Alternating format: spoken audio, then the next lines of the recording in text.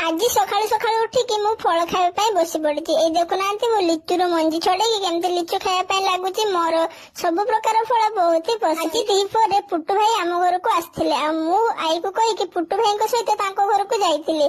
जेहेतु भात खाई नी दीपर एटी पुती दीदी मत भात खुए दौरान आ नानी मा सेपटे बसिकी भात खाऊँ। मु घाऊ घाऊ करके पुती दीदी पाखर सब भात तरकारी छतु तरकारी शाग सब किसी खाईदेली। दीपर बेले मामा ऑफिस रु खाଇବା आसला बेले मत आसिक पुती दीदी घर नहीं गले।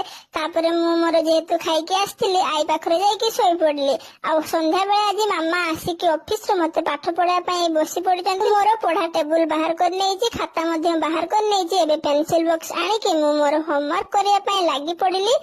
एपटे मामा बसिकी मत सब कहीदे था केमी पॉइंट उपर गार दे क्या लिखापी। दिनटी मोर यही भाव में कटी। आपण मैंने मो भिडियो देखुंत तो जदि देखुंत ताहले कमेंट करने। आउ जदि चैनल रे नुआ आछंती सब्सक्राइब करिया पय भूलिबे नाही। आउ जदि मते इंस्टा रे देखुचंती ताहले गोटे फॉलो करनेबे। बाय।